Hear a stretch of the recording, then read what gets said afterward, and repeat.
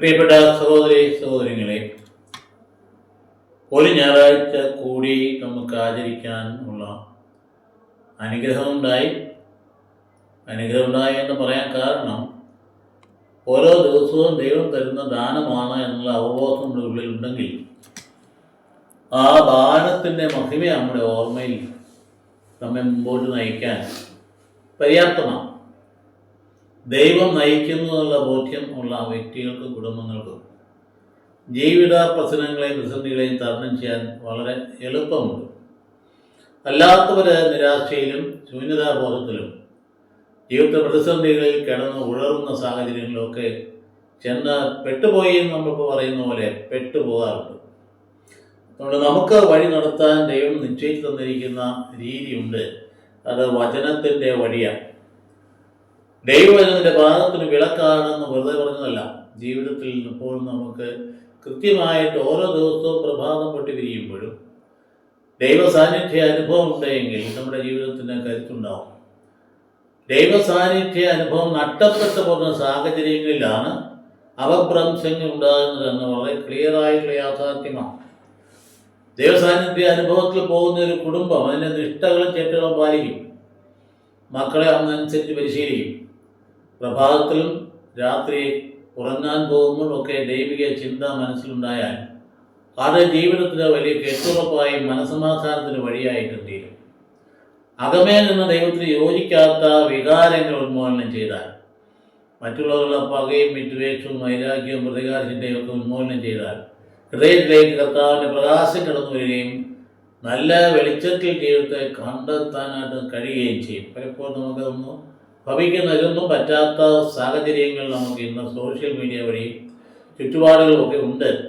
Social media ഒന്നും തിന്മയൊന്നുമല്ല, നന്മ തന്നെയാണ്. പക്ഷേ സർവ്വസമയവും നമ്മുടെ മനസ്സിന് അത് ശബ്ദമുഖരിതമായ സാഹചര്യത്തിൽ ആഴമായ ധ്യാനത്തിനോ ശാന്തതയ്ക്കോ ഒട്ടും പോലും തന്നെ പറ്റാത്ത രീതിയിലാണ് സോഷ്യൽ മീഡിയ നമ്മുടെ കയ്യിലിരിക്കുന്നതെങ്കിൽ അത് അപകടം നിറഞ്ഞ പോക്കാം. ശാന്തതയിൽ ദൈവത്തെ കണ്ടെത്തുന്നതിന് മാത്രമേ ആഴമായി സ്നേഹിക്കാൻ പറ്റുകയുള്ളൂ, കുടുംബ ബന്ധങ്ങളും നിലനിർത്താൻ പറ്റുകയും. സോഷ്യൽ മീഡിയയിൽ കടന്നു വരുന്ന ചിന്തകളാ തലയ്ക്കാതിരിക്കുന്നതെങ്കിൽ സംശയങ്ങളും സംശയരോഗങ്ങളും വിദ്വേഷങ്ങളും വൈരാഗ്യങ്ങളും പകരം വീട്ടാനും പ്രതികാരം ചെയ്യാനൊക്കെ ചിന്തകളാണ് കൂടുതൽ കടന്നു വരിക. കണ്ടില്ലേ, ഒരു പെൺകുട്ടി 35 വയസ്സോ മറ്റോ ആയോ, അല്ല 23 വയസ്സോ മറ്റോ ആയിട്ടുള്ളൂ എനിക്ക് തോന്നുന്നു, പഠിച്ചിരിക്കുന്ന പെണ്ണവധിക്ക് വന്നപ്പോൾ കാമുകൻ എന്ന് പറയുന്ന ആൾ ഒരു ബൈക്കെ കൂട്ടിക്കൊണ്ട് പോയി രാത്രി കൊണ്ടുപോയതിന് ശേഷം എന്തൊരു ധൈര്യത്തിലേക്ക് പിള്ളേരിങ്ങനെ ഇറങ്ങിപ്പോകുന്നത് മറ്റൊരു കാര്യം. പോയതിന് ശേഷം കാണാതെ പോയി, കണ്ടില്ല, എന്താ കൊണ്ടുപോയി, അവൻ കൊണ്ടുപോയി, അവൻ സംശയരോഗം ഉണ്ടായി. ഇവൾക്ക് മറ്റാരോടോ ബന്ധമുണ്ടെന്നുള്ള സംശയത്തിൽ കൊണ്ടുപോയിട്ട് തലക്കിട്ട് കല്ല് വെച്ച് ഇടിച്ച് കൊന്നുകളഞ്ഞു. തൊട്ടടുത്ത ദിനം നടന്ന സംഭവമാണ്. ഇതൊക്കെ നമ്മൾ കണ്ണു തുറപ്പിക്കേണ്ടതല്ലേ? നമ്മുടെ തലമുറ എങ്ങോട്ടായി പോകുന്നു? ദൈവത്തിലും ദൈവപരിപാലനയിലും വിശ്വസിക്കാത്തവനെ ഒരു രക്ഷയുണ്ടാവില്ല. അവൻ്റെ ജീവിതത്തിൽ സമാധാനം ഉണ്ടാവില്ല. വെറും വികാരങ്ങൾ മാത്രമായിരിക്കും അവനെ നയിക്കുക.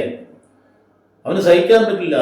തന്നെ കാമിക്കുന്ന പ്രേമിക്കുന്ന ഒരു വ്യക്തി മറ്റൊരു മിണ്ടിപ്പോയിട്ടുണ്ടെങ്കിൽ പിന്നെ അപകടനിലയായി കഴിഞ്ഞു. ഈ പെൺപിള്ളേരും മനസ്സിലാക്കേണ്ടതല്ലേ? പക്വതയില്ലാത്ത ഈ പോക്ക് അപകടമാണ്. ജീവിതം മുഴുവൻ തുലച്ചു കളയുന്ന രീതിയിലേക്ക് ആരോട് ചോദിച്ചിട്ടായി പാചായിക്കുള്ള ഇറങ്ങിപ്പോയത്?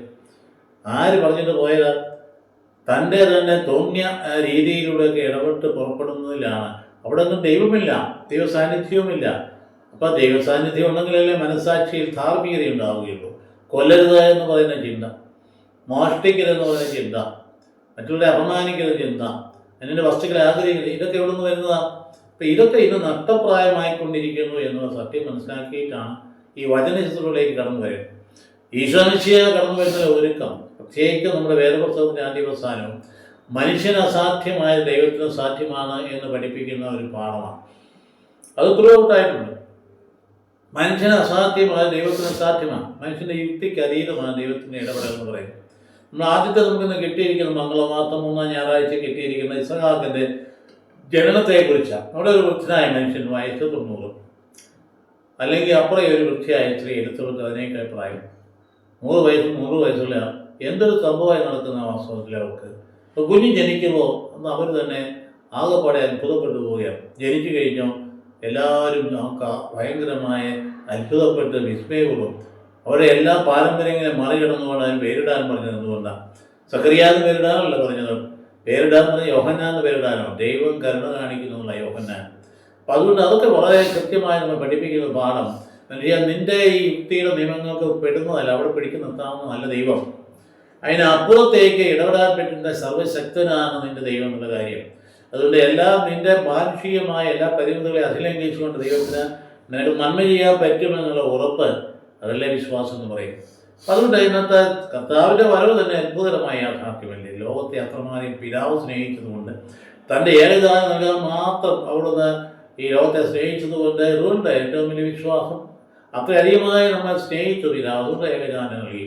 ആ ഏകജാതം നൽകിയ വരവും ഒരു ജനത്തിൻ്റെ ഒരുക്കത്തിലൂടെയാണ്. ആ ജനം മുഴുവൻ എന്താണ് അത്ഭുതകരമായ യാത്ര ദൈവസാന്നിധ്യത്തോടെ നടത്തിയ ഒരു ജനമാണ്.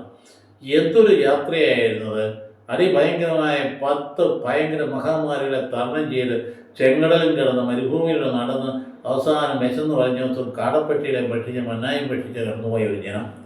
അത്ഭുതകരമായി ഓർത്താൻ തന്നെ കടന്നിട്ട് പിന്നെ തൻ്റെ ലക്ഷ്യസ്ഥാനത്ത് എത്തിക്കഴിഞ്ഞപ്പോൾ അവിടെ വീണ്ടും പ്രതിസന്ധികളെ നേരിട്ട ഒരു ജനമാണ് ഈ ജനം. ആ ജനത്തിൻ്റെ ഒരുക്കം എന്തിനു വേണ്ടിയിട്ടാണ്? ഈശ്വരൻ്റെ വരവിന് വേണ്ടി. ആ വരവിൻ്റെ അവസാന ഘട്ടത്തിൽ നിൽക്കുന്ന ആളുകളാണ് ഈ എലിസബത്തും അതുപോലെ തന്നെ സക്കറിയ. സക്കറിയ എന്ന് പറഞ്ഞ പേരിന് അർത്ഥം ദൈവം ഓർത്തു എന്നാണ്. ദൈവം ഓർത്തു. എലിസബത്ത് എന്ന് പറഞ്ഞാൽ ദൈവമാണ് എൻ്റെ സമ്പത്ത് എന്നുള്ളതാണ്. അപ്പം അതുകൊണ്ട് ഈ 2 പേരും കൂടെ പ്രത്യേകം വിളിക്കപ്പെട്ട് നമ്മുടെ അമ്മയുടെ ഇളയമ്മയാണ്. അപ്പം അതുകൊണ്ട് നമ്മുടെ അമ്മയ്ക്ക് വാഗ്ദാനം ചെയ്ത അവസരത്തിൽ മാലാഖ പുറപ്പെടും പറഞ്ഞത്, എൻ്റെ ചാർച്ചക്കാരി എലിസബത്ത് ഇന്ന് 6ാം മാസം അവൾ ഗർഭിണിയാണെന്ന് പറയുമ്പോൾ എല്ലാം ഇട്ട് തല്ലി ഓടിപ്പുറപ്പെട്ട് നേരെ മലയിടുക്കിലൂടെ ഇറങ്ങി വന്ന് കഷ്ടപ്പെട്ട് നടന്നു നീങ്ങിയ മലമണ്ടയ്ക്ക്, ഭയങ്കര മലമണ്ടയാണ്.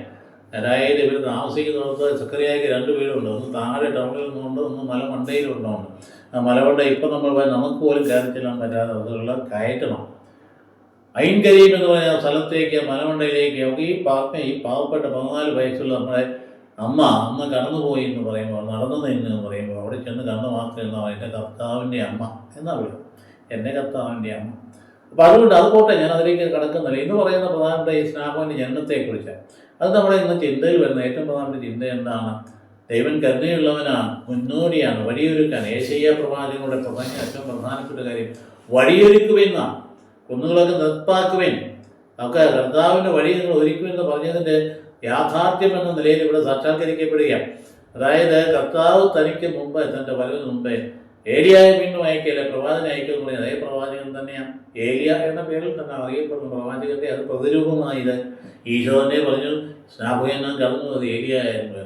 അപ്പോൾ അതുകൊണ്ട് നമ്മളിന്ന് വായിക്കുന്ന ഭാഗത്തേക്ക് പോകും. കർത്താവ് വാഗ്ദാനം അനുസരിച്ച് സാറായെ അനുഗ്രഹിച്ചും വൃദ്ധനായ പ്രസാദത്തിൽ നിന്ന് സാറ ഗർഭം ധരിച്ച് ദൈവം പറഞ്ഞ സമയത്ത് തന്നെ പുത്രനെ പ്രസവിച്ചു. സാറായിൽ നിന്ന് ജനിച്ച മകനൻ ഇസഹാക്ക് എന്ന പ്രധാന പേര്. കുഞ്ഞ് പിറന്നിട്ട് 8ാം ദിവസം ദൈവപ്രകാരം അവന് പരിച്ഛേദനം നടത്തിയോണ്ട് നിയമമെല്ലാം അനുഷ്ഠിക്കുന്ന ഒരു കുടുംബം. സാധാരണഗതിയിൽ ആ സഭാസമൂഹത്തിൻ്റെ അനുഷ്ഠാനങ്ങളും ചട്ടങ്ങളും പരിപൂർണതയെ അനുഷ്ഠിക്കുന്ന ഒരു കുടുംബം. നമ്മുടെ കുടുംബങ്ങളിപ്പോൾ അങ്ങനെയാണോ? നമ്മുടെ നിഷ്ഠകളൊക്കെ പാലിക്കപ്പെടുന്നുണ്ടോ? നോമ്പിൻ്റെ നിഷ്ഠകൾ പാലിക്കപ്പെടുന്നുണ്ടോ? ദേവാലയത്തിൽ ബന്ധപ്പെട്ട ക്രമീകരണങ്ങൾ പാലിക്കപ്പെടുന്നുണ്ടോ? ഇതൊന്നും വലിയ പ്രാധാന്യമില്ലാത്ത രീതിയിൽ തള്ളിക്കളയരുത് കേട്ടോ. തള്ളിക്കളഞ്ഞാൽ നശിക്കുന്ന നമ്മുടെ തലമുറയാണ്. ഇതൊക്കെ നിഷ്ഠയുണ്ട്, വീട്ടിലെ അപ്പൻ എന്നുള്ള ചിന്തയുണ്ടെങ്കിൽ മക്കൾ അതനുസരിച്ച് വളരും. അവർ പോകുന്നിടത്ത് ജീവിതത്തിൽ ക്രമമുണ്ടാകും, ഒരു നിഷ്ഠയൊക്കെ ഉണ്ടാകും. ഒരു നിഷ്ഠയുമില്ലാത്ത രീതിയിൽ തോന്നിപ്പോലെ പോവുകയും പ്രാർത്ഥനയില്ലാതെ കഴിയുകയും കുടുംബത്തിൻ്റെ അവസരത്തിലും അന്തസത്ത മുഴുവൻ ഭയങ്കരമായി അലങ്കോലപ്പെടുകയും ചെയ്യുന്ന ഒരു അവസ്ഥയാണെങ്കിൽ തിരിച്ചു വരണം. നമ്മൾ മാനസാന്തരത്തെ തിരിച്ചു വരണം. കാരണം ഒരു ചിട്ടയുള്ള സമൂഹമായി ക്രമമുള്ള സമൂഹം, അതുകൊണ്ടായ സമൂഹം വളർന്നത്. അവിടെ ഭാര്യാഭർത്തൃ ബന്ധം കുഞ്ഞുങ്ങൾ തമ്മിൽ കൈകൂപ്പി ദിവസത്തിൽ നിൽക്കുന്ന ഒരു പാരമ്പര്യവും അനുസൃതമുള്ള കുടുംബമാണ്. അതുകൊണ്ട് ഇവിടെ അങ്ങനെ കുടുംബം അബ്രഹാത്തിൽ 100 വയസ്സുള്ളപ്പോഴാണ് ഇസ്ഹാക്ക് ജനിച്ചത്. സാധാ പറഞ്ഞു, എനിക്ക് സന്തോഷിക്കാൻ ദൈവം മകൻ നൽകിയിരിക്കുന്നത്. സന്തോഷം എന്ന് പറയുന്നത് ഈശോമിശിഹാ ഭൂമി പറഞ്ഞ ഏറ്റവും വലിയ സന്തോഷം. അതാണ് ആട്ടിടയന്മാർ കേട്ടത്. ലോകത്തിൻ്റെ സന്തോഷം താൻ പറഞ്ഞിരിക്കുന്ന ദൈവദൂതം പറഞ്ഞത്. അത് തന്നെയാണ് ശിമയോൻ പറയാൻ പറഞ്ഞത്. മനുഷ്യൻ്റെ ഏറ്റവും ജീവിതത്തിൽ ആവശ്യമായിട്ടുള്ള ആത്മസാക്ഷാത്കാരമാണ്. ഹൃദയത്തിന് ദാഹം പൂർത്തീകരിക്കുക. ആർക്കെങ്കിലും ദാഹത്തിന് എന്നിൽ നിന്ന് കുടിക്കട്ടെ എന്ന് പറഞ്ഞവനായി. അപ്പോൾ അതുകൊണ്ട് അവനിൽ നിന്ന് സ്വർഗത്തിലേക്ക് നിർക്കളിക്കുന്ന ജീവൻ്റെ ജനം പ്രധാനം ചെയ്യുന്ന പറഞ്ഞ വിവാദം പറഞ്ഞതൊന്നുമല്ല. ഇതിലൂടെ പറയുക, ഇത് കേട്ടോടെ തന്നെ എന്നെ ചൊല്ലി ആളുകൾ കേൾക്കുന്നവരൊക്കെ ചിരിക്കും. അബ്രഹാമിനോട് പറയുമായിരുന്നു. എന്നിട്ടും അബ്രഹാമിൻ്റെ വയസ്സുകാലത്ത് അബ്രഹാമിനോട് പറയുമായിരുന്നു, എന്നെ ചൊല്ലി ആളുകൾ ചിരിക്കുമെന്ന്. അബ്രഹാമിൻ്റെ വയസ്സുകാലത്ത് ഞാൻ അദ്ദേഹത്തിന് ഒരു കുഞ്ഞിനെ നൽകിയിരിക്കുന്നു. കുഞ്ഞ് വളർന്നു മറുപടി മാറി അന്ന് അബ്രഹാമിൻ്റെ വിരുന്നൊരുക്കും. ഇപ്പം നമ്മൾ പഠിക്കുന്ന പാഠം പ്രധാനപ്പെട്ട അസാധ്യതകളെ സാധ്യമാക്കുന്ന ദൈവം. അത് എവിടെ വന്ന് നിരത്തി നിൽക്കുന്നത്? കുരിശിലെ സ്നേഹത്തിലാണ്. അങ്ങോട്ട് ചൂർന്ന് നിൽക്കുന്നതിലൊക്കെ ഏറ്റവും അസാധ്യമായ കാര്യം ആ കുരിശിൽ നടന്നത്. മനുഷ്യനെ പാവപരിഹാരത്തും അന്ന് അവസാനം പാപം അർത്ഥം വളർത്തി വെച്ച വിന അവിടെ നേരെ അതിന് വിപരീതമായിട്ട് ആ കാൽവരിയിൽ ആ കർത്താവ് തന്നെ സമർപ്പിച്ച അർപ്പണം എന്ന് പറയുന്നത് മനുഷ്യന് അസാധ്യമായ കാര്യമാണ്. അതിൻ്റെ പൂർണ്ണതയിലേക്ക് എത്തി എന്നുള്ള കാര്യം നമ്മൾ മനസ്സിലാക്കണം. അപ്പം അതുകൊണ്ട് അതനുസരിച്ച് നമ്മുടെ ജീവിതത്തെ ക്രമീകരിക്കാൻ നമുക്ക് കഴിഞ്ഞാൽ വളരെ നന്നായിരിക്കും. അപ്പോൾ അവർക്ക് അബ്രഹാമിന് പറഞ്ഞു, നീ അനുഗ്രഹമായി നിന്നെ അനുഗ്രഹിക്കും, നിന്നിലൂടെ എല്ലാ ജനതകളും അനുഗ്രഹിക്കപ്പെടുമെന്ന് പറഞ്ഞതിൻ്റെ സാക്ഷാത്കാരം സംഭവിക്കുകയാണ്. വാഗ്ദാനം നൽകിയ രണ്ട് കാര്യങ്ങൾ. ഒന്ന്, നിനക്കൊരു സന്തതി, ഒരു സന്തതിയല്ല, നിന്റെ സന്തതികൾ ആകാശത്തിൽ നക്ഷത്രം പോലെ ഭൂമിയിൽ മാത്രം ഒരു പെരുകു എന്ന് പറയും. അതായത് കാണുന്ന ഭൂമിയിൽ കത്തോലിക്ക സഭയിൽ നിന്ന് 140 കോടി തന്നെ ഇപ്പോൾ ഉണ്ട്. ലോകത്തെ ഏറ്റവും വലിയ വിശ്വാസ സാമ്രാജ്യം, മറ്റെല്ലാവരും കൂടെ കൂടി കഴിഞ്ഞാൽ തന്നെ ലോകത്തെ ഏറ്റവും വലിയ സാമ്രാജ്യ വിശ്വാസത്തിന് എന്ന് പറയുമ്പോൾ നിന്റെ മക്കൾ മണൽത്തരി പോലെ പെരുകും, പിന്നെ നിനക്ക് ദേശം ഞാൻ നൽകും, വാഗ്ദത്ത നാട്. ഈ രണ്ട് കാര്യങ്ങളാണ് വാഗ്ദാനം എന്ന് പറയും. അപ്പം അതുകൊണ്ട് അനുഗ്രഹം അവിടെ സാക്ഷാത്കരിക്കുന്നതിൻ്റെ ഭാഗമാണ് ദൈവം നിന്റെ മേൽ പുഞ്ചിരിക്കട്ടെ, ഇസഹാക്കിയേൽ എന്ന പേര്. വാക്കിൻ്റെ അർത്ഥം ദൈവം നിന്റെ മേൽ പുഞ്ചിരിക്കട്ടെ. അത് കുറുകിയതാണ് ഇസഹാക്ക്. അവൻ ചിരിച്ചു എന്ന് വേണമെങ്കിൽ പറയാം. ആഹ്ലാദവും ആനന്ദവുമാണ്. ഈ ലോകത്തിൽ മനുഷ്യകുലത്തിൻ്റെ ആഹ്ലാദവും ആനന്ദം ഈശോമിശിഹ മാത്രമാണ്. അത് നമ്മൾ പ്രഘോഷിക്കേണ്ട ഒരു കാര്യമാണ്. നീ എങ്ങോട്ട് തിരിഞ്ഞാലും നിനക്ക് ആഹ്ലാദവും ആനന്ദവും ഉണ്ടാവില്ല. നിനക്ക് ആണെന്നൊക്കെ വെറും താൽക്കാലികം മാത്രമല്ല. നീ വലിയ ആനന്ദം തേടി ഇവിടെല്ലാം ഇപ്പോൾ പോകുന്നേ. അവസാനം എന്താ കിട്ടുന്ന? അരോചകത്വം. നിന്റെ ജീവിതത്തിൻ്റെ ആഹ്ലാദവും ആനന്ദവും എന്ന് പറയുന്ന ഈശോമിശിഹായാണ്. അത് തന്നെ ആത്മാവിൽ വന്ന് പതിഞ്ഞു കഴിഞ്ഞാൽ നീ സമാധാനപ്പെട്ടും. അപ്പം അതുകൊണ്ട് അല്ല, എപ്പോഴും നേരത്തെ പറഞ്ഞിരുന്നു, അവിടുത്തെ ജനതയെ വർദ്ധിപ്പിച്ച് അവർക്ക് അധികം ആഹ്ലാദം നൽകി. യെശയ്യാ പുസ്തകത്തിന് 9-ാം അധ്യായം 3-ാം വാക്യത്തിൽ പറയാം, അവിടുന്ന് ദൈവം ജനത്തിന് ആഹ്ലാദം നൽകിയെന്ന് പറയാം. ആനന്ദിക്കാനും സൃഷ്ടിച്ചു വെച്ചിട്ട് ആനന്ദം കൈമോശം പോയത് പർദീസായില്ല. അത് തിരിച്ചു തരുന്നതിൻ്റെ ഭാഗമായിട്ടാണ് അബ്രഹാമിൽ ആരംഭിക്കുക രക്ഷണീയ പദ്ധതി എന്ന് പറയുന്നത്. ലൂക്കാസ് 2:10 പറയുന്നത്, ഭയപ്പെടേണ്ട, ഇതാ സകല ജനത്തിനും വേണ്ടിയുള്ള സന്തോഷത്തിൻ്റെ സദ്വാർത്ത ഞാൻ നിന്നെ അറിയിക്കുന്നു എന്നാണ്. ആരുടെ പറയുക? ദൂതൻ ഇടയന്മാരുടെ. സകല ജനത്തിനും വേണ്ടിയുള്ള സന്തോഷത്തിൻ്റെ സദ്വാർത്തം ഞാൻ നിങ്ങളെ അറിയിക്കുന്നു എന്നാണ് അവിടെ പറഞ്ഞത്. അപ്പോൾ അതുകൊണ്ട് അത് ആട്ടിടയന്മാരുടെ പറയും. അപ്പോൾ അവിടെ ഒരു ചെറിയ പ്രശ്നമുണ്ടായി. എല്ലാം പ്രതിസന്ധികളിലൂടെയാണ് ജീവിതം കടന്നത്. അവിടെ ഏറ്റവും വലിയ പ്രശ്നം ഉണ്ടായെന്ന ഈ കുട്ടി ജനിച്ചു കഴിയുമ്പോൾ ആരെ അവകാശം എന്ന പ്രശ്നമുണ്ടായി, തർക്കമുണ്ടായി. ഇസ്മായിൽ അവിടെ ഉണ്ട്, 16 വയസ്സിന് വ്യത്യാസമുണ്ട്. അപ്പോൾ ആരുണ്ട്? ആ തർക്കത്തിലാണ് വിരുന്നൊരുക്കിയപ്പോഴാണ്. വിരുന്നൊരുക്കിയ 3 വയസ്സാകുമ്പോഴാണ്. അതായത് കുഞ്ഞ് അന്നത്തെ കാലത്ത് ഇന്നത്തെ പോലെ ആശുപത്രികളോ കൊച്ചിന് ചികിത്സാ സൗകര്യങ്ങളോ ഒന്നുമില്ല. ഒരുപാട് വൈദ്യുതികൾ മരിച്ചു പോകും. അപ്പോൾ ആ പ്രകൃതി അനുസരിച്ച് രോഗം അനുസരിച്ച് മരിച്ചു പോകും. മരിച്ചു പോകാതെ കിട്ടിക്കഴിയുമ്പോൾ ആഹ്ലാദമാണ് 3 വയസ്സ് കഴിയുമ്പോഴത്തേക്കും വിരുന്നൊരുക്കുക എന്നുള്ളത് എല്ലാ കുടുംബങ്ങളും നടന്നുകൊണ്ടിരിക്കുന്നത്. അങ്ങനെ വിരുന്നൊരുക്കിയ ആ പശ്ചാത്തല വാസ്തവത്തിൽ പിന്നീട് അവരെ അവകാശം നിശ്ചയിക്കാനിടയാവുകയും മറ്റുള്ളവരെ പറഞ്ഞു വിടാനിടയാവുകയും ചെയ്തു. അപ്പോൾ അത് സാധാ അസൂയകൾ പറഞ്ഞായിട്ടില്ല. ദൈവത്തിൻ്റെ പദ്ധതി മനുഷ്യൻ്റെ ബലഹീനതയോടെ നടപ്പാക്കപ്പെടുന്നതാണ്. ഇപ്പോൾ ദൈവം ഉപയോഗിച്ചു, അതുകൊണ്ട് ശിശുവിനെ അല്ലെങ്കിൽ ഇസഹാക്കിനെ പീഡിപ്പിച്ചു എന്നൊക്കെ പറയുന്നുണ്ടെങ്കിൽ പോലും ദൈവത്തിൻ്റെ പദ്ധതി പ്രകാരം നടക്കുന്ന കാര്യം. ഇപ്പോൾ അതുകൊണ്ട് ആദ്യ വായനയിലൂടെ തന്നെ ഇന്ന് നമ്മൾ നൽകുന്നതാണ്. ആഹ്ലാദത്തിലേക്ക് നാം എത്തി നിൽക്കുക. അതിൻ്റെ ചെറുതാണ് സംഭവങ്ങളുടെ പടിപടിയായിട്ട് അനുസ്മരിപ്പിക്കുകയാണ് സഭയുടെ. അപ്പോൾ അതുകൊണ്ട് മനുഷ്യ, നിനക്ക് അസാധ്യമായത് തമ്പുരാന് സാധ്യമാണ് എന്ന് ഉറച്ച് വിശ്വസിക്കുക. നിനക്ക് വേണ്ടതെന്ന ജീവിതത്തിൻ്റെ സമാധാനമല്ലേ, അത് തരാൻ പറ്റും. അപ്പോൾ അതുകൊണ്ട് ആദ്യത്തെ വായന കഴിഞ്ഞാൽ പിന്നെ യെശയ്യാ വലിയ സന്തോഷത്തിന് 40 അധ്യായം യെശയ്യാ എന്ന് പറഞ്ഞാൽ ആ പുസ്തകത്തിന് മുഴുവൻ രത്നചുരുക്കവാസം ആ ഒരു അധ്യായത്തിൽ തരിക എന്ന് പറഞ്ഞാൽ ആശ്വസിപ്പിക്കുകയും ദൈവം ആശ്വസിപ്പിക്കുന്നു എന്ന ഏറ്റവും പ്രധാനപ്പെട്ട കാര്യം. നമ്മൾ പലപ്പോഴും ധരിച്ചു വെച്ചിട്ടില്ലേ, ദൈവത്തെ കാരണം ഭയം, ഓർക്കുന്നു പേടി. തെറ്റുകൾക്കും കുറ്റങ്ങൾക്കും ചിറ്റം ചൊല്ലാൻ കാത്തിരിക്കുന്ന ന്യായാധിപത നിലയിലാണ് ദൈവത്തെ അവതരിപ്പിച്ചിരിക്കുക പലരും. ശരിയല്ലത്. വേദപുസ്തകം അവതരിപ്പിക്കുന്ന ദൈവം അങ്ങനെയൊന്നുമല്ല. ആശ്വസിപ്പിക്കുന്ന ദൈവം, നമുക്ക് നന്മ ചെയ്യാൻ കാത്തിരിക്കുന്ന ദൈവം. അതുകൊണ്ടല്ലേ നമ്മൾ അങ്ങോട്ട് സന്തോഷത്തോടെ അടുക്കണമെന്ന് പറയുന്നത്. അതുകൊണ്ട് തന്നെ യെശയ്യാ എന്നത് കൂടുതൽ ഭംഗിയായിട്ട് അവതരിപ്പിച്ചിരിക്കുന്നത്. 40 അധ്യായത്തിലുള്ള 2-ാം യെശയ്യാ അവതരിപ്പിച്ചിരിക്കുന്നത് എന്താ പറഞ്ഞിരിക്കുന്നത്? പ്രധാനപ്പെട്ട എന്നിലേക്ക് തിരിച്ചു വന്ന സ്വസ്ഥനായിരിക്കുമെന്നാണ് എന്താ പറഞ്ഞിരിക്കുന്നത്. നിനക്ക് സ്വസ്ഥത വേണം, എന്നിലേക്ക് തിരിച്ചു വരികയും. അതുകൊണ്ട് എൻ്റെ അടിമത്തം തന്നെ അവസാനിപ്പിച്ചിരിക്കുന്നു. അതായത് വാസ്തവം പറഞ്ഞ പശ്ചാത്തലം എന്ന് പറയുന്നത് ബബുലോൺ ബാബിലോൺ അടിമത്തത്തിനായി ജനം തിരിച്ചു വരിക. അപ്പോൾ അവിടെ പറയുന്ന ഒരു വലിയ ഉൾക്കാഴ്ചയുണ്ട്. ജനം അടിമത്തത്തിലേക്ക് പോയപ്പോൾ ദൈവം കൂടെ പോയിരുന്നു. അതാണ് എസെക്കിയേൽ ദീർഘദർശി കണ്ട കാര്യം.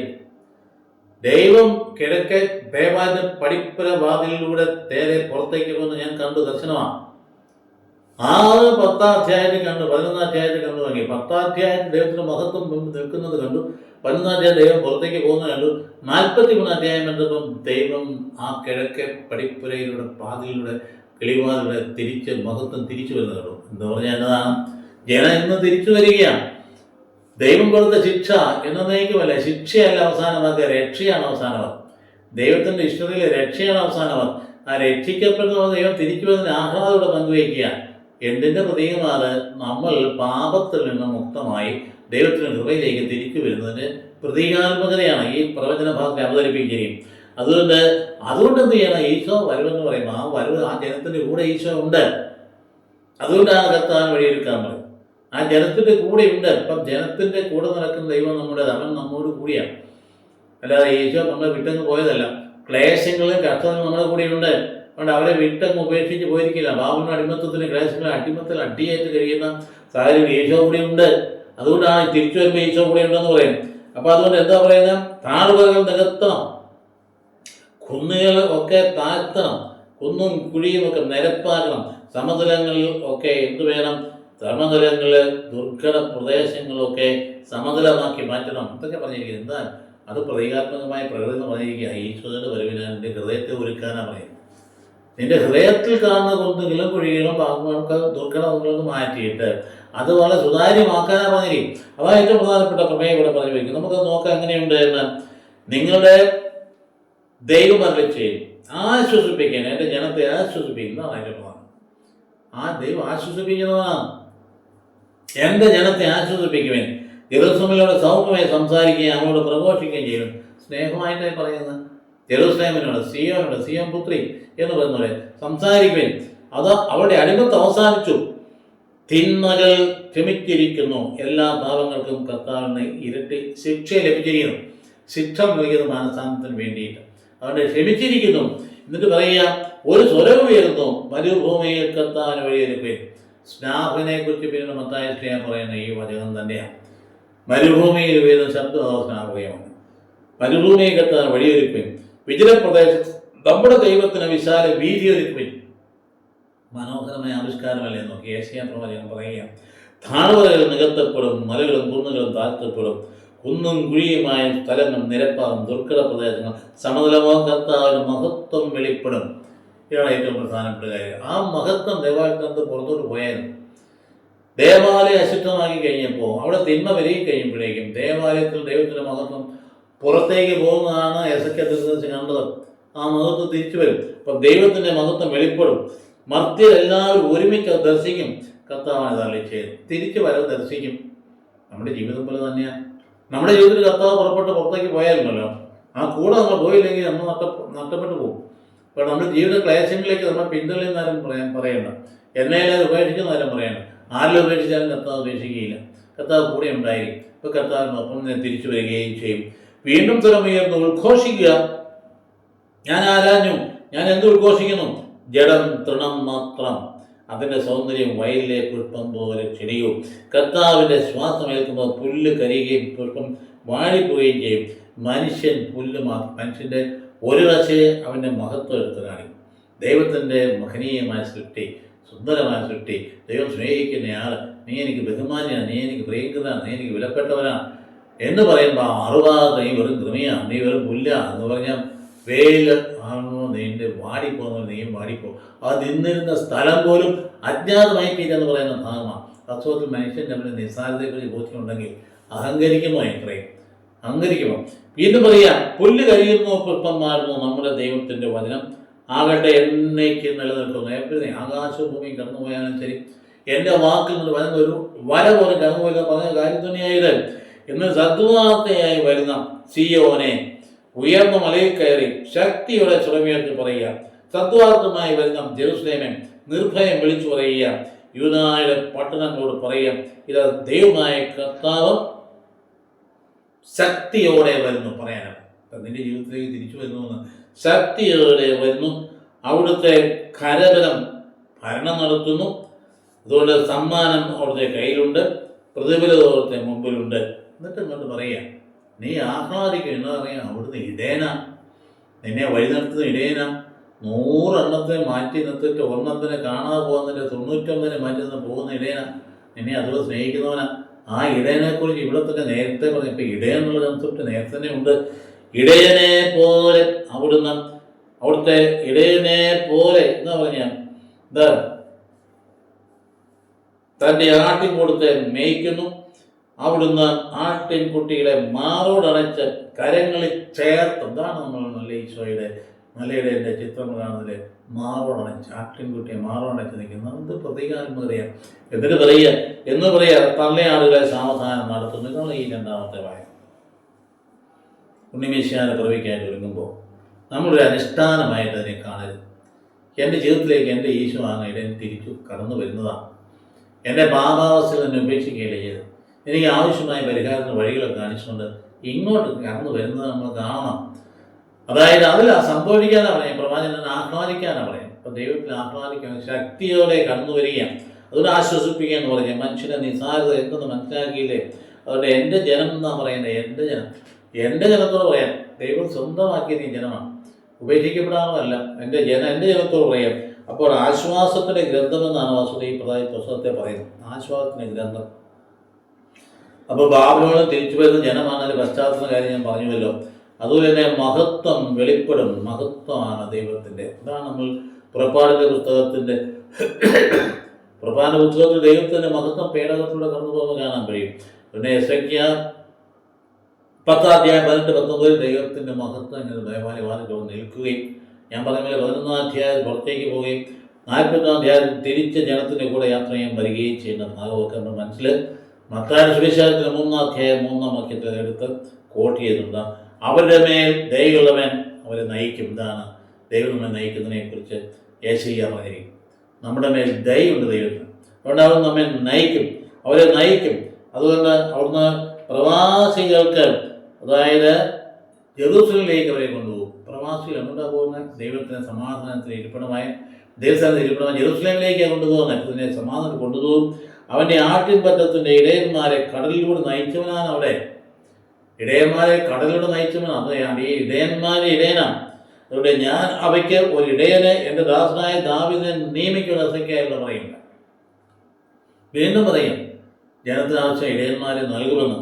അതുകൊണ്ട് 100 ആടുകളിൽ ഒന്ന് നഷ്ടപ്പെട്ടാൽ കണ്ടുകിട്ടുകളോ അതിനെ കണ്ടുകിട്ടുമ്പോൾ സന്തോഷിച്ച് അതിനെ തോളിലേറ്റാത്ത ആരെങ്കിലും ഉണ്ടെന്ന് ഈശോ ചോദിക്കുക.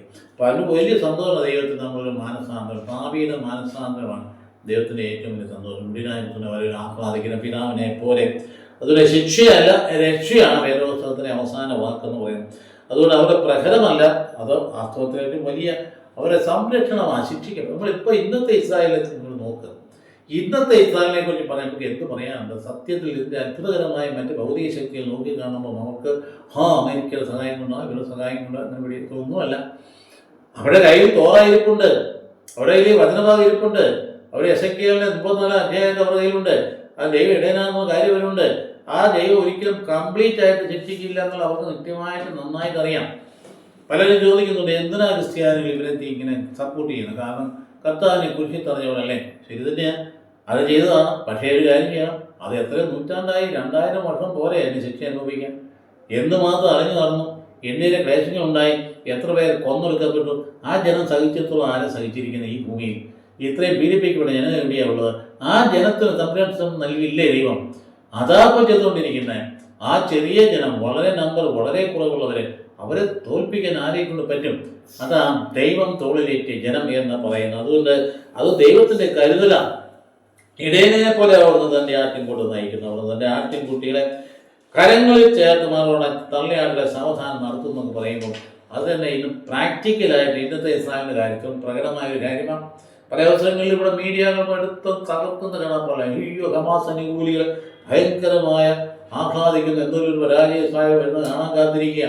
അവിടെ ഇറാനിൽ നിന്ന് കുറച്ച് മിസൈൽ വന്ന് വീണ് കഴിഞ്ഞപ്പോൾ എന്നിട്ട് ഇപ്പോൾ എവിടെയാണ്? ഇപ്പോൾ എല്ലാം പോയി, എല്ലാം തീർന്നു. അത് ഇസ്രായേലിൻ്റെ കരങ്ങളിലെല്ലാം ചെന്നെത്തിയിരിക്കുന്നു. ഒന്നും ചെയ്യാൻ പറ്റത്തില്ല. കാരണം അറിയോ, അവർക്ക് ആത്മാവ് ബോധമുണ്ട്. നെതന്യാഹുവിന് ബോധമുണ്ട് നയിക്കും ദൈവമാണെന്ന്. തോറ കൈ പിടിച്ചുകൊണ്ട് സംസാരിക്കുന്നു. അവർ വളരെ കൃത്യമായിട്ട് അവർക്ക് അവബോധമുണ്ട്. അപ്പോൾ അത് നമ്മൾ പഠിക്കേണ്ട ഒരു പാഠം തന്നെയാണ്. ഭൗതികമായ സാഹചര്യം ഇന്നത്തെ ഇസ്രായേൽ പോലും അതിൻ്റെ അവർ നമ്മളോട് നെതന്യാഹു പറഞ്ഞത്, you Christians we are one, it is because of we that your holy land is protected. സത്യമല്ലേ? അപ്പോൾ അതുകൊണ്ട് അങ്ങനെയുള്ള സാഹചര്യങ്ങൾ മനസ്സിലാക്കുമ്പോൾ അന്ന് നൽകിയ സംരക്ഷണം ഇന്നും നൽകിക്കൊണ്ടിരിക്കും. പുതിയ ഇസ്രായേലായ നമുക്കും ഈ സംരക്ഷണം ഉണ്ട് എന്ന കാര്യം ഉറപ്പുണ്ടെങ്കിൽ ഒന്നിനെയും നമ്മൾ പേടിക്കേണ്ട കാര്യമില്ല. ഓരോ സാഹചര്യങ്ങളും ശത്രുവിനെ ചിതറിച്ച് കളയും ദൈവം നമ്മുടെ കൂടെയുണ്ട്. ആ ദൈവം നമ്മുടെ ശത്രുവിനെ ചിതറിച്ച് കളയും. അനാവശ്യമായ ഭയമൊന്നും ഉണ്ടാകേണ്ട കാര്യമില്ല. നമ്മളിപ്പോൾ വിഴുങ്ങിക്കളയും എന്നൊക്കെ വിചാരിച്ച ആളുകൾക്കും പറ്റുന്നതാണ്. നമ്പർ കുറയുകയാണ്, ഇവരുടെ ശക്തി കുറയുകയാണ്, ഇവരുടെ ആളുകളില്ല, ഇപ്പോൾ വോട്ട് ചെയ്യാനില്ല, പല സ്ഥലത്തും ബൂത്തുകളിൽ ആളില്ല, ബൂത്തിൽ നിൽക്കാനാളില്ല, കാൻഡിഡേറ്റ് നിൽക്കാനാളില്ല, പല സ്ഥലങ്ങളിലും പല വീട് വോട്ട് ചെയ്യാനാളില്ല. എന്തൊരു കഷ്ടമെന്ന് ആലോചിച്ച് നോക്കി. വോട്ടുകളിൽ ആളുകളുണ്ട്, ഉണ്ടെങ്കിൽ പ്രായമുള്ളവരാണ്. അങ്ങനെ ഇപ്പോൾ തെരഞ്ഞെടുപ്പിൽ തന്നെ പ്രകടമായില്ലേ നമ്മുടെ അവസ്ഥ എന്താണെന്നുള്ളവർ നമുക്ക് ആളുകളില്ല. അതുകൊണ്ട് പേടിക്കണോ, ഭയപ്പെടണോ? വേണ്ട. കാരണം ദൈവത്തിൻ്റെ പദ്ധതിയുണ്ട്. അതുകൊണ്ട് ആ പദ്ധതി പ്രകാരം പോയിട്ട് പോകുന്നത് നമുക്കൊന്നും ഭയപ്പെടേണ്ട കാര്യമില്ല. ഇവിടെയാണ് അവസാനത്തെ മൂന്നാമത്തെ വായനയ്ക്ക് പറ്റുന്ന കൊറിന്തോസ്യർക്കെതിരെ ലേഖനം. അത് ദൈവത്തിൻ്റെ തെരഞ്ഞെടുപ്പിനെ പറ്റിയ 1 ലേഖനം 26-31 വാക്യങ്ങൾ. ദൈവം തിരഞ്ഞെടുത്തത് ആരെയാണ്? ഇത് പറയുമ്പോൾ നമ്മൾ മനസ്സിലെപ്പോഴും ഉണരേണ്ടത് ആ സഭയെക്കുറിച്ചുള്ള അവബോധമാണ്. കൊറിന്തോസിലെ സഭയിലായിരുന്നു ഏറ്റവും വലിയ പ്രശ്നങ്ങളുണ്ടായിരുന്നു. 1 തൊട്ട് 16 അധ്യായങ്ങൾ എത്തുന്ന മുഴുവൻ പ്രശ്നങ്ങളാണ്, അജപാലന പ്രശ്നങ്ങളാണ്. 1 തൊട്ട് 4 അധ്യായങ്ങളിലൂടെ അവർ തമ്മിൽ ഭിന്നത, ഭയങ്കരമായ ഭിന്നത, നേതൃത്വത്തിലുള്ള വടംവലി, മത്സരം, ഗ്രൂപ്പിസം, ഇതാണ് 1 തൊട്ട് 4. അതുകൊണ്ട് അപ്പസ്തോലന്മാരെ ശക്തിയായിട്ട് കോപിച്ച് ചോദിക്കുക, ആരാ നിങ്ങൾക്ക് വേണ്ടി കുരിശിത്തറയ്ക്കപ്പെട്ടത്? അപ്പോളാണോ പത്രോസാണോ അതോ ഞാനോ കുരിശിത്തറയ്ക്കപ്പെട്ടത് എന്ന് ചോദിച്ചുകൊണ്ട് വഴക്ക് പറഞ്ഞുകൊണ്ട് തുടങ്ങുന്ന ഒരു മനോഹരമായ ലേഖനമല്ലേ കൊറിന്തോസ് 1 ലേഖനം. എന്നിട്ട് അവസാനം ഞാൻ 4 അധ്യായം പറയുന്നത് വടികൊണ്ട് ഞാൻ അങ്ങോട്ട് വരണോ എന്ന് ചോദിക്കുമ്പോൾ ആധികാരികമായി അവരെ തിരുത്തുന്ന ഒരു അപ്പസ്തോലനെ കാണുന്നത്. 5 അധ്യായത്തിലേക്ക് വരുമ്പോഴും അധാർമികത ഭയങ്കരമായിട്ട് കൊടികുത്തി മാറുന്ന ഒരു സാഹചര്യമുണ്ടായ സഭയിൽ ഒന്നുമില്ല. നമ്മുടെ ചുറ്റുപാടിലിപ്പം നോക്കുക, നമ്മുടെ പിള്ളേരെങ്ങനെയാണ് ചരിത്രത്തെ കാണുന്നത്, നമ്മുടെ ആൺപിള്ളേരെ എങ്ങനെയായി കാണുന്നത്, ലൗകികമായ ലൈംഗികതയെ കാണുന്നത്. നമ്മൾ പഠിക്കേണ്ട ഒരു പാഠമല്ലേ, പഠിപ്പിക്കേണ്ടതല്ലേ? അത് കളഞ്ഞു കുളിച്ച നാശമാണെന്ന് പറയാനല്ല, പറഞ്ഞ് പഠിപ്പിക്കാൻ മനസ്സിലാക്കാൻ നമുക്ക് പറ്റുമോ? പറയാൻ മനസ്സിലാകാത്ത പ്രായം എങ്കിലും മാതാവ് കാണിച്ചു കൊടുക്കേണ്ടേ? ദൈവം നൽകിയ പരിശുദ്ധമായ ദാനമാണ് ലൈംഗികത. അത് തകർത്ത് കളയരുത്. തകർത്ത് കളഞ്ഞാൽ അതിൻ്റെ ജീവിതം രക്ഷപ്പെടില്ല, തകർന്നു പോകും. അതുകൊണ്ട് അത് പരിശുദ്ധം സംരക്ഷിക്കണമെങ്കിൽ കൂദാശകൾ അനുഷ്ഠിക്കണം. ദൈവകൃപയിലൂടെ നിയന്ത്രിക്കാൻ പറ്റുള്ളൂ. വഴിവിട്ട ബന്ധത്തിന് പോകാതിരിക്കുകയുള്ളൂ. നീ വഴിവിട്ട ബന്ധത്തിന് പോയി ഇപ്പനും അമ്മയും അറിയാതെ പോകുന്ന ബന്ധം, എൻ്റെ മക്കളെ, കൊച്ചു പിള്ളേരെ, ചെറുപ്പക്കാരെ പറയാനുള്ള ഇതാണ്, അപ്പനെ അമ്മയും വീട്ടിട്ട് ഒരു ബന്ധത്തിന് പോകാൻ പാടില്ല എന്ന് മനസ്സിൽ കരുതണം.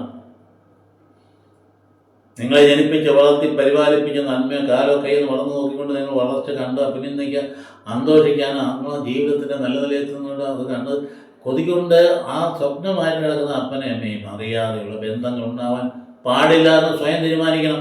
അങ്ങനെ ബന്ധം വേണ്ടെന്ന്, അമ്മ അറിയാതെ ഒരു ബന്ധം വേണ്ടെന്ന്, അങ്ങനെയുള്ള കെണികളിൽ ചെന്ന് ചാടുന്ന ഒരുപാട് പേരുണ്ടെന്ന്, ഞാൻ ആ കെണിയിൽ ചെന്ന് ചാടില്ല, അങ്ങനെ ഒരു അവബോധം നമുക്കുണ്ടാകേണ്ടതല്ലേ? നമ്മുടെ മാതാപിതാക്കളുള്ള ഒരു ബന്ധം, നിങ്ങൾ എത്ര പഠിച്ച് മിടുക്കരായാലും ശരി, എത്ര വലിയ ഉന്നത സ്ഥാനത്തെത്തി, എത്ര പോസ്റ്റ് ഗ്രാജുവേഷൻ കഴിഞ്ഞാലും ശരി, എന്തുമാത്രം സ്ഥാനത്തെത്തിയാലും ശരി, ആദ്യം ഓർക്കേണ്ടത് ആരെയാണ്? അപ്പനും അമ്മയും.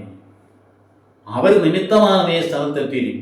അപ്പം നീ ഒരു സന്തോഷത്തിൻ്റെ ആധിക്യത്തിൽ ആദ്യം അനുസ്മരിക്കണത് നിൻ്റെ അമ്മയെ, നിൻ്റെ അപ്പനെയുമാണ്. എങ്കിൽ മാത്രം നേരെ മുമ്പേ പോകുള്ളൂ. അല്ലെങ്കിൽ അങ്ങ് പോവും, വഴി തെറ്റിപ്പോകും. ഇത് ഈ കൊച്ചിനുണ്ടായ പോലുള്ള സംഭവം ഉണ്ടാകും. നിന്റെ കാമുകം കൊണ്ട് രാത്രി ബൈക്കേ കൊണ്ടുപോയി, നീ എന്നാ ചോദിച്ചുകൊണ്ടാ പോയെ? അവൻ നിന്നെ സംരക്ഷിക്കുന്നു ചോദിച്ചു. അപ്പം എന്നാൽ ഇത് കരിങ്കൽ കൊണ്ട് തടിച്ച് ഇടിക്കുന്നതിൽ തല തകർത്തു, സംശയരോഗമുണ്ട്. ഇതാണ് നമ്മുടെ ജീവിതത്തിൽ നമ്മൾ സംഭവിക്കേണ്ടത്. അപ്പനറിയാതെ അമ്മയറിയാതെ ഇറങ്ങി പോകാനാര് പറഞ്ഞു? അതുപോലെ അതിലേക്ക് നമ്മൾ വന്നിട്ട് മുമ്പ് തന്നെ ഇവിടെ നമ്മൾ പറഞ്ഞ പ്രധാനപ്പെട്ട ഈ സഭയിൽ 5 അധ്യായം വരുമ്പോൾ അധാർമ്മികത കൊടികുത്തി വാഴുന്ന കാര്യം അതിനകത്ത് വരും. പിന്നെ അങ്ങോട്ട് കേസുകൾ അങ്ങോട്ട് പോട്ടെ. ഇവിടെ നമുക്ക് ഏറ്റവും പ്രധാന പ്രശ്നം ഇവിടെ ഗ്രൂപ്പിസത്തിന് മറുപടി പറഞ്ഞിട്ട് പറയുക, നിങ്ങളിൽ ആരാ, നിങ്ങളുടെ ഗുണം കൊണ്ടാണ് നമ്മൾ തിരഞ്ഞെടുത്തത്, നിങ്ങളുടെ കുലീനന്മാർ ആരാ ഉള്ളത്, നിങ്ങളുടെ വലിയ സമ്പന്നന്മാർ ആരാ ഉള്ളത് എന്ന് പറഞ്ഞാൽ അവർ കുലീനന്മാരില്ല എന്നുള്ള അർത്ഥത്തിലല്ല, കുറച്ച് പേരൊക്കെ ഉണ്ടായിരുന്നു. പക്ഷേ എന്നാലും ഭൂരിപക്ഷവും തീരെ പാവപ്പെട്ടവരായിരുന്നു. അപ്പോൾ അതുകൊണ്ട് അവർ നിങ്ങളൊരു കാര്യം, നിങ്ങൾ ആരാ നിങ്ങൾ മനസ്സിലാക്കണം. പിന്നെ നിങ്ങളെ ഈ നിലയിൽ നിന്ന് ദൈവം തിരഞ്ഞെടുത്തതാണ്. അപ്പോഴും നിനക്ക് സ്റ്റാറ്റസ് ഉണ്ടായി, ആ ബോധ്യം ഉണ്ടാകും. അതുകൊണ്ട് ആ മനോഹരമായ ആ തിരുവന അങ്ങ് പറയുന്ന സഹോദരരെ, നിങ്ങൾക്ക് ലഭിച്ചിരിക്കുന്ന ദൈവവിളിയിൽ അതിനെപ്പറ്റി ചിന്തിക്കുകയും ലൗകികമാണെന്ന മനസ്സിൽ നിങ്ങളെ ബുദ്ധിമാന്മാർ അറിയാമില്ല. ബുദ്ധിമാന്മാർ ഇല്ലെന്നുള്ള അർത്ഥത്തിലല്ല, അറിയാമില്ല. ശക്തരും കുലീനരും മധ്യമില്ല. എങ്കിലും വിജ്ഞാനികളെ ലജ്ജിപ്പിക്കാൻ ലോകത്തിൽ ഭോഷന്മാരായ ദൈവം തിരഞ്ഞെടുത്തു. ശക്തമായവരെ ലജ്ജിപ്പിക്കാൻ ലോകത്തിൽ അവിടുന്ന് അശക്തമായ തിരഞ്ഞെടുക്കും. ഭോഷന്മാരെ തിരഞ്ഞെടുത്തു എന്ന് പറഞ്ഞിരിക്കുന്നത്. അപ്പം നിങ്ങൾ ആരാ? അവബോധം വേണ്ടേ ഞാൻ ആരാണെന്ന് പറയും. അപ്പം നമുക്ക് ദൈവമില്ലാതെ നമ്മളൊന്നുമില്ല, വിലഹീനരാണ്, കഴിവില്ലാത്തവരാണ്. നമ്മുടെ കുടുംബങ്ങളിൽ ഈ ധാരണ വേണ്ടേ? അഹങ്കരിക്കുക എന്തിനു വേണ്ടിയാണ്? മറ്റു കുടുംബങ്ങളെ മുമ്പിൽ വെച്ച് നമ്മൾ വലിയ മുഴുത്ത ആൾക്കാരാണ്, നമ്മളെല്ലാം ഭയങ്കര പാരമ്പര്യക്കാരാണ്, നമ്മൾ വലിയ ഭയങ്കര സമ്പന്നരാണ്, നമ്മളെക്കാൾ താഴെയാണ് ബാക്കിയുള്ളവർ, ഇങ്ങനെ ചിന്തിക്കുന്ന മൗഢ്യമാണ്. അവിടെ ഒന്നും ദൈവം വളർച്ച തരില്ല, ആത്മാവിന് ജീവൻ തരില്ല എന്ന കാര്യം ഓർക്കണം. അതുകൊണ്ട് പറയുക, നിലവിലുള്ളവയെ നശിപ്പിക്കുവാൻ വേണ്ടി ലോകദൃഷ്ടിയ നിസാരമായവയും അവഗണിക്കപ്പെട്ടവയും ഇല്ലായ്മയുമാണ് ദൈവം തരുന്നത്. നിങ്ങളുടെ ഇല്ലായ്മയാണ്, നിങ്ങൾ തിരഞ്ഞെടുത്തപ്പോൾ നിങ്ങൾക്ക് ജീവനുണ്ടായത്. അപ്പോൾ അതുകൊണ്ട് പറയുക, ദൈവസന്നിധിയിൽ ആരും അഹങ്കരിക്കാതിരിക്കാൻ വേണ്ടിയിട്ട് അവിടുന്ന് ഇങ്ങനെ ചെയ്തത് അല്ലേ? ദൈവസന്നിധിയിൽ ആരും അഹങ്കരിക്കാൻ പാടില്ല. അതുകൊണ്ട് യേശുക്രിസ്തുവോടെ നിങ്ങളുടെ ജീവിതത്തിൻ്റെ ഉറവിടം അവിടുന്ന്. ദൈവം അവനെ നമുക്ക് ജ്ഞാനവും നീതിയും വിശുദ്ധീകരണവും പരിത്രാണവും ആക്കിയിരിക്കുന്നു. ആരാ? ഈശോയൻ. അവനാണ് നമ്മുടെ എല്ലാം. അതുകൊണ്ട് എഴുതപ്പെട്ടിരിക്കുന്നത് പോലെ അഭിമാനിക്കുന്നവൻ കർത്താവിൽ അഭിമാനിക്കട്ടെ. എത്ര സുന്ദരമായ തിരുവചന ഭാഗമാണ്. നിന്റെ അഭിമാനം എന്നൊരു ഈശോയാണ്. അഭിമാനിക്കുന്നവൻ കർത്താവിൽ അഭിമാനിക്കട്ടെ. ഇവിടെ നിന്നെ വീണ്ടെടുത്തതാണ്. അതുകൊണ്ട് നിനക്ക് തമ്പുരാനാണ് നിന്റെ ജ്ഞാനം. നിന്റെ അറിവൊക്കെ താഴോട്ട് വെച്ചിട്ടേ, നിന്റെ ബുദ്ധിയൊക്കെ കാര്യമായിട്ട് വെച്ചിട്ട് നിന്റെ കർത്താവാണ് നിന്റെ ജ്ഞാനം. അവിടുന്നാണ് നിന്റെ നീതി, അവിടുന്നാണ് നിന്റെ വിശുദ്ധീകരണം, അവിടുന്നാണ് നിന്റെ പരിത്രാണം, അവിടുന്ന് ഈശോമിശിഹായിലാണ് നീ വീണ്ടെടുക്കപ്പെട്ടിരിക്കുന്ന കാര്യം എടുത്തങ്ങ് പറയുക മനോഹരമായിട്ട്. അതുകൊണ്ട് ഈ ലേഖനം മനസ്സിൽ വരുമ്പോൾ ഉണ്ണീശ്വര കരയ്ക്ക് വരുമ്പോൾ അവിടുത്തെ സ്വീകരിക്കാൻ നമ്മൾ ഒരുങ്ങുന്നത്. സ്വീകരിക്കാൻ ജീവിതത്തിൽ സ്വീകരിക്കുക. ജീവിതത്തിൽ സ്വീകരിക്കുക എന്ന് പറഞ്ഞാൽ നമുക്ക് മറ്റൊന്നും അല്ല, അഭയം, കർത്താവിയുടെ അഭയമുള്ള കാര്യം എടുത്തു പറയാം. നമ്മുടെ ജ്ഞാനമാണ്, നീതിയാണ്, വിശുദ്ധീകരണ പരിത്രാണമാണ്. അതുകൊണ്ട് നമ്മുടെ സമാധാനം എവിടെ കണ്ടെത്തിൻ്റെ? കുരിശിലാണ്ടത്തിൻ്റെ. അത് ഏറ്റവും മംഗലാകരമായ രീതിയിൽ പറയുന്നത്. അതുകൊണ്ട് നീ ഒരു പുതിയ സൃഷ്ടിയാണ്. ദൈവമാരാണ്, അവിടെ നീതിമാനാണ്, അവിടുന്ന് നന്മ പ്രവർത്തിക്കുന്ന, അവിടെ പരിശുദ്ധനാണ്. അതുകൊണ്ട് നിന്റെ ദൈവത്തിന് ഏറ്റവും പ്രിയപ്പെട്ട ആളുകളിൽ നീയും അങ്ങനെ ആയിരിക്കണം. നീ നന്മ ചെയ്യുന്നവനായിരിക്കണം, നീ നീതി പ്രവർത്തിക്കുന്നതായിരിക്കണം, നീ പരിശുദ്ധനായിരിക്കണം. അതുകൊണ്ട് ദൈവത്തിലുള്ള സഹവാസമാണ്, പിതാവുമായുള്ള സഹവാസമാണ് നിന്റെ ജീവിതത്തിൻ്റെ ആത്മശക്തി. അതാണെന്ന് പറയുന്നത് നഷ്ടപ്പെട്ടു. ആ സഹവാസം നമുക്ക് തിരിച്ചു കിട്ടിയതാണ് ഈശോ മിശിഹായി. അത് മാറ്റി നിർത്തപ്പെട്ടതാണ്. നമ്മൾ വിശുദ്ധീകരിക്കപ്പെട്ടെന്ന് പറയാൻ മാറ്റി നിർത്തപ്പെട്ട ദൈവത്തിനായി. അതാണ് ദൈവം നമ്മുടെ വിശുദ്ധീകരണം എന്ന് പറഞ്ഞാൽ. വിശുദ്ധീകരണം മാറ്റി നിർത്തപ്പെട്ടവരാണ്. അപ്പോൾ അതുകൊണ്ട് പൂർണ്ണമായും ദൈവത്തിലേക്ക് തിരിയുവാൻ, അങ്ങനെ ദൈവിക ദാനമാണ് അതിൻ്റെ വിളി എന്ന് മനസ്സിലാക്കിക്കൊണ്ട് അഭിമാനത്തോടു കൂടി അഭിമാനിക്കുന്ന കർത്താൻ അഭിമാനിക്കുന്നത് പറഞ്ഞ് സുന്ദരമായ ഭാഗത്തോട് ചേർന്ന് സുവിശേഷഭാഗം കടന്നു വരികയാണ്. അതുകൊണ്ടാണ് അത് വീണ്ടും പറയുകയാണ്. മുമ്പേ ആദ്യം പറഞ്ഞതുപോലെ തന്നെ യോഹന്നാൻ മാന്താവിൻ്റെ ജനനത്തെക്കുറിച്ചാണ് പറയുന്നത്. അവിടുന്ന് ആരാ? വഴിയൊരുക്കാൻ വന്നവരാണ്, കർത്താവിൻ്റെ വരവിന് മുന്നോടിയായിട്ട് വന്നവരാണ്. നമ്മുടെ പ്രവചനം ഉള്ളത് തന്നെയാണ്. അപ്പം മുന്നോടിയായിട്ട് വരുമെന്ന് കർത്താവ് തന്നെ പറയും. ഏലിയ വന്ന് പോയെന്ന് പറയും. യോഹന്നാനെ കുറിച്ചാണ് പറയും. അപ്പോൾ അതുകൊണ്ട് കർത്താവിൻ്റെ വരവിന് മുന്നോടിയായിട്ട് ഇതാ ഈ യോഹന്നാൻ്റെ ജനനത്തെക്കുറിച്ച് പറയുന്ന ലൂക്കായുടെ സുവിശേഷത്തിൻ്റെ 1-ാം അധ്യായം 57 തൊട്ട് 66 വരെ വാക്യങ്ങൾ പറയാം. അതിൻ്റെ അസാധാരണത്വം അവിടെ കാണുന്നത്. അവിടെ സാധാരണ രീതിയിൽ സംഭവിക്കുന്നത് എന്താ? അവിടെ ഒരു കൊച്ചുണ്ടായി കഴിയുമ്പോഴത്തേക്ക് അതിനെ കൊണ്ടുപോയി 8ാമത് പരിചയം എന്നുകൊണ്ട് പേരെന്നാന്ന് ചോദിച്ചപ്പോൾ അവർ പറഞ്ഞു യോഹന്നാൻ. അമ്മ പറഞ്ഞു അല്ല എലിസബത്ത് യോഹന്നാൻ. അയ്യോ അതല്ലല്ലോ, നിൻ്റെ വീട്ടിൽ കുടുംബത്തിൽ അങ്ങനെ ആരും ഇല്ലല്ലോ, സക്കറിയാന്നില്ല വിളിക്കാൻ. നല്ലല്ലോ, അങ്ങനെയല്ല. അങ്ങനെ വരുമ്പോൾ എഴുതി അപ്പനോട് ചോദിച്ചു, മിണ്ടാമേല ഊമനായിപ്പോയി അപ്പനോട് ചോദിച്ചത് എങ്ങനെയാണ്? അങ്ങനെ എഴുതി കാണിച്ചു. എന്താ എഴുതി കാണിച്ചത്? അവൻ്റെ പേര് യോഹന്നാൻ. ടേബിളും തിരഞ്ഞ കാണിക്കുന്നു അതിൻ്റെ അർത്ഥം. അത് കാണിച്ച ഉടനെ എന്തായി? അദ്ദേഹത്തിൻ്റെ നാവിൻ്റെ കെട്ടഴിഞ്ഞ് ദൈവത്തെ സ്തുതിച്ചു, മഹത്വപ്പെടുത്തി. അവരെല്ലാം വിസ്മയിച്ച് ഈ കുട്ടി ആരായിട്ടീനെന്ന് ചോദിക്കുന്നത് അത്ഭുതപ്പെട്ടു. ഇതാണ് അതിൻ്റെ ഭാഗം. അപ്പം നമ്മുടെ ഹൃദയത്തിലേക്ക് പതിയേണ്ടത് എന്താണ്? കർത്താവിന് വഴിയൊരുക്കാൻ നമ്മൾ പറഞ്ഞിരിക്കുന്നത് അങ്ങനോട് മാത്രമല്ല, നമ്മളോട് കൂടിയാണ്. വഴിയൊരുക്കാനാണ് പറഞ്ഞിരിക്കുന്നത്. അന്ന് ഏഷ്യ പറഞ്ഞതിൻ്റെ തുടർച്ചയായി ആയേശായോട് അന്ന് പറഞ്ഞില്ലേ? അതായത് ബാബിലോണിലെ വിപ്രവാസത്തിൽ അവർ വന്നു പോയപ്പോൾ വരാൻ നേരത്ത് സന്തോഷിക്കാൻ ആശ്വസിപ്പിക്കാന്ന് പറഞ്ഞിട്ട് വഴിയൊരുക്കാൻ പറയാം. അറിയാം, തന്നെ തന്നെയാണ് ഇവിടെ പറഞ്ഞിരിക്കുന്നത്. അതുകൊണ്ട് ആ വഴിയൊരുക്കൽ നടന്നു തന്നെ ഈശോയുടെ കൂടെ നിന്നുകൊണ്ടാണ് നമ്മൾ വഴിയൊരുക്കണം. ആർക്കാണ്? നമ്മുടെ ചുറ്റുപാടുള്ള ഈ ലോകത്തിന്, ഈ സമൂഹത്തിന്, ഇന്നത്തെ തിന്മയിലുള്ള ചായ്വിനെതിരായിട്ട് ഈശോയുടെ കൂടെ നിന്നുകൊണ്ട് നന്മയിലേക്ക് കൊണ്ടുപോകാനായിട്ട് വഴിയൊരുക്കണം. അതുകൊണ്ട് എലിസബത്തിന് പ്രസവ സമയമായി. അവൾ ഒരു പുത്രനെ പ്രസവിച്ചു. കർത്താവ് അവളോട് വലിയ കാരുണ്യം കാണിച്ചിരിക്കുന്നു എന്ന് കേട്ട അയൽക്കാരും ബന്ധുക്കളും അവളോടൊപ്പം സന്തോഷിച്ചു. 8ാം ദിവസം അവൾ ശിശുവിനെ പരിച്ഛേദനത്ത് വന്നു. പിതാവിൻ്റെ പേരനുസരിച്ച് സക്കറിയ എന്ന പേര് തരാൻ ആഗ്രഹിച്ചു. എന്ന ശിശുവിൻ്റെ അമ്മ അവളോട് പറഞ്ഞു, അങ്ങനെയല്ല, അവൻ യോഹന്നാൻ എന്ന് വിളിക്കപ്പെടണം. അതായത് മുൻകൂട്ടിയുള്ള വാഗ്ദാനം. അവൾ അവളോട് പറഞ്ഞു, നിന്റെ ബന്ധുക്കളിൽ ആർക്ക് ഇതുപോലെ പേരില്ലല്ലോ, ശിശുവിൻ്റെ എന്ത് പേര് നൽകാനാണ് ആഗ്രഹിക്കുന്നതെന്ന് അവൻ്റെ പിതാവിനോട് അവർ ആംഗ്യം കാണിച്ച് ചോദിച്ചു. അവൻ ഒരു എഴുത്തുപലക വരുത്തി അതിൽ എഴുതി യോഹന്നാൻ എന്നാണ് അവൻ്റെ പേര്. എല്ലാവരും അത്ഭുതപ്പെട്ടു. തൽക്ഷണം അവൻ്റെ വായ് തുറക്കപ്പെട്ടു. നാവ് സ്വതന്ത്രമായി. നോക്കുക, സംഭവം നടക്കുന്നത് എങ്ങനെയാണ്? വചനം പൂർത്തീകരിക്കപ്പെടുകയാണ്, ദൈവത്തിൻ്റെ വചനം പൂർത്തീകരിക്കപ്പെടുകയാണ്. അവൻ ദൈവത്തെ വാഴ്ത്തിക്കൊണ്ട് സംസാരിക്കാൻ തുടങ്ങി. അയൽക്കാർക്കെല്ലാം ഭയമുണ്ടായി. യൂദയായിലെ മലനാട്ടിലെങ്ങും ഇങ്ങനെ ഈ സംഗതി സംസാര വിഷയമാവുകയും ചെയ്തു. കേട്ടവരെല്ലാം ഈ ശിശു ആരായിത്തീരുമെന്ന് ചിന്തിച്ചു തുടങ്ങി. കർത്താവിൻ്റെ കരം അവനോട് കൂടെ ഉണ്ടായിരുന്നു. അതിനകത്ത് ഏറ്റവും ശക്തമായ വചനം അതാണ്. കർത്താവിൻ്റെ കരം അവൻ്റെ കൂടെയുണ്ട്. നമ്മൾ പൂർവ്വ യോസേപ്പിനെ പറയുമ്പോൾ എപ്പോഴും പറഞ്ഞ കാര്യം ഇതാണ്. പൂർവ്വ യോസേപ്പ് ഏത് സാഹചര്യത്തിൽ ചെന്നാലും ശരി, അപ്പം എഴുതിയിരിക്കുക, കർത്താവിൻ്റെ കരം അവൻ്റെ കൂടെ ഉണ്ടായി. പട്ടണത്തിൽ തട്ടിയിടപ്പെട്ടപ്പോഴും കർത്താവിൻ്റെ കരം അവൻ്റെ കൂടെ ഉണ്ടായി. പൊക്കിയെടുത്തുകൊണ്ട് വിൽക്കപ്പെട്ടപ്പോഴും കർത്താവിൻ്റെ കൂടെ ഉണ്ടായി. പൊത്തിഫാറിന്റെ വീട്ടിൽ ചെന്നപ്പോഴത്തേക്കും അവസ്ഥാനുകൾ ഉണ്ടായി. പൊത്തിഫാറിന്റെ ഭാര്യ തെറ്റ് ചെയ്യാനായിട്ട് പിടിച്ച് ഭയങ്കരമായിട്ട് നിർബന്ധിച്ചപ്പം അത് അവളിൽ നിന്ന് പിടിച്ചു വാങ്ങി പുറത്തു പോകുമ്പോഴും കർത്താവിൻ്റെ കരവൻ്റെ കൂടെ ഉണ്ടായിരുന്നു. കാരാഗ്രഹത്തിൽ അടക്കപ്പെട്ടപ്പോഴും കർത്താവിൻ്റെ കരവൻ്റെ കൂടെ ഉണ്ടായിരുന്നു.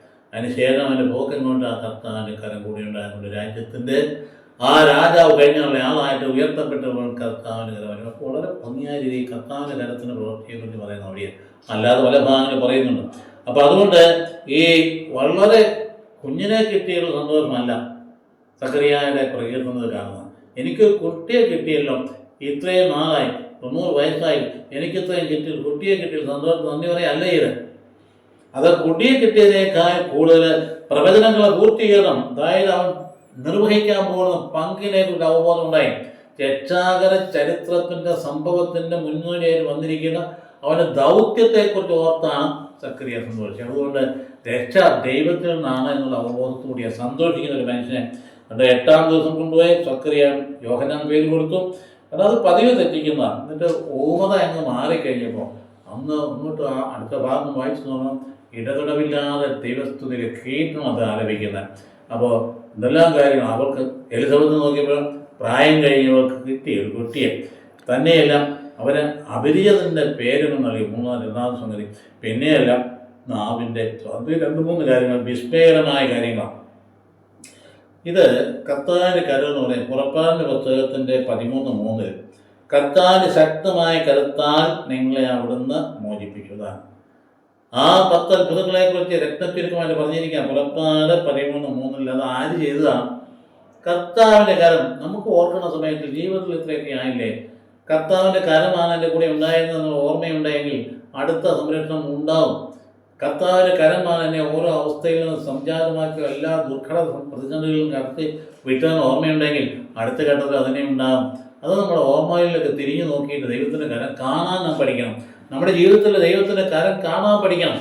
ഓരോ സമയത്തും വിനോദം ഉണ്ടായപ്പോൾ ആ സന്ധിയിൽ നിന്ന് നമ്മളെ പുറത്ത് കൊണ്ടുവന്ന കർത്താവിൻ്റെ കരമായിരുന്നു അവബോധം ഉണ്ടായി കഴിഞ്ഞാൽ ഭാവിയിലേക്ക് നോക്കുന്നതിന് ഉൾക്കുണ്ടാകില്ല. കർത്താവിൻ്റെ കരം അവിടെ ഉണ്ടായിരിക്കും. അതുപോലെ 15-ാം വാക്യത്തിൽ പറയുന്നുണ്ട്, അതായത് അങ്ങയുടെ വലത്ത് കൈ ശത്രുവിനെ ചിതറിച്ചിരിക്കുന്നു. അതായത് ഈശോയുടെ വലത്ത് കൈ, ദൈവത്തിൻ്റെ വലത്ത് കൈ, ശക്തിയുടെ കൈ, അത് ശത്രുവിനെ ചിതറിച്ചിരിക്കും. സങ്കീർത്തനം 28:5 പറയുന്നു, അവർ കർത്താവിൻ്റെ പ്രവൃത്തികളെയും കരവേലകളെയും പരിഗണിച്ചില്ല. അതുകൊണ്ട് ശിക്ഷയുണ്ടായി. ഈശോയുടെ കരവേലകളെ പരിഗണിച്ചില്ല. സങ്കീർത്തനം 80:17 പറഞ്ഞു, എന്നാൽ അങ്ങയുടെ കരം അങ്ങയുടെ വലത്ത് വശത്ത് നിർത്തിയിരിക്കുന്ന എൻ്റെ മേൽ, മനുഷ്യപുത്രൻ്റെ മേൽ ഉണ്ടായിരിക്കട്ടെ എന്ന് പറയുന്നത് പ്രാർത്ഥിക്കേണ്ട ഭാഗമാണ് കാണുന്നത്. അപ്പോൾ അതുകൊണ്ട് കർത്താവിൻ്റെ കരുണ, കർത്താവിൻ്റെ കരം ശക്തിയുടെ പ്രതീകം നമ്മളിവിടെ കൊണ്ട് അവസാനിപ്പിക്കുകയാണ്. അപ്പോൾ ഇന്ന് കണ്ട 3-4 ഭാഗങ്ങൾ ദൈവവചനം നമ്മളെ ഉണ്ണീശ്വരനെ പ്രവചിക്കാനായിട്ട് നന്നായിട്ട് ഒരുക്കുകയാണ്. ആഹ്ലാദിക്കുവാൻ, സന്തോഷിക്കുവാൻ, ആശ്വസിപ്പിക്കുകയെന്നൊക്കെ പറയുന്ന ഭാഗം തൊട്ട് തന്നെ സക്കറിയായുടെ ദിനത്തിന് മുമ്പ് തന്നെ അവിടെ അബ്രഹാമിൻ ഇസ്ഹാക്ക് ജനിക്കുന്ന ഭാഗങ്ങളൊക്കെ എടുത്തു വെച്ച് ഏഷ്യാ പ്രവചനത്തിലൂടെ വളരെ കൃത്യമായ ആശ്വസിപ്പിക്കുന്ന പ്രവചന ഭാഗം പലോസ്ലിയ നമ്മുടെ തിരഞ്ഞെടുപ്പിനെ കുറിച്ച് പറഞ്ഞ ഭാഗങ്ങളൊക്കെ നമ്മൾ ഉൾച്ചേർത്ത് വെച്ചാൽ നമ്മൾക്ക് ഉണ്ണീശ്വര ഒരുക്കത്തിന് ഹൃദയത്തിൻ്റെ ഒരു പൂർണ്ണത കൈവരുന്നുണ്ട്. അതിനായിട്ട് ദൈവത്തെ നമുക്ക് സ്തുതിക്കുകയും മഹത്വപ്പെടുത്തുകയും ചെയ്യാം. ദൈവം അനുഗ്രഹിക്കട്ടെ. കർത്താവിശ്വം ഹൃദയത്തിൻ്റെ ആലയത്തിന് പരിശുദ്ധ സഹവാസം എല്ലാവരും ഉണ്ടായിരിക്കട്ടെ, ഇപ്പോൾ എപ്പോഴും എന്നേക്കും. ആമേൻ.